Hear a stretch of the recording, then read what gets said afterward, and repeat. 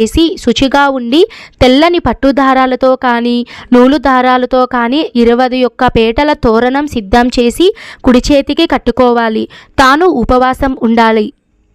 వ్రతం చేసే ముందు ఇంటిలో ఈశాన్య భాగంలో శుచిగా అలికి ముగ్గులు పెట్టి ఒక కొత్త వస్త్రం పరిచి దాని యథాశక్తిగా ధాన్యం కానీ బియ్యం కానీ పోసి దాని మధ్యలో ఒక పూర్ణ కలశాన్ని నింపి దానిలో వెండి బంగారం రత్నాలు ఉన్నంతలో వేసి గంధ పుష్పాక్షింతలతో అలంకరించి ఆ కలశం మీద ఒక కొబ్బరికాయను ఉంచి దాని మీద ఒక తెల్లని పట్టుబట్టను చుట్టి ఆ కలశములో శ్రీ ఉమా కేదారేశ్వర స్వామిని ప్రతిష్ఠించి పూజించాలి.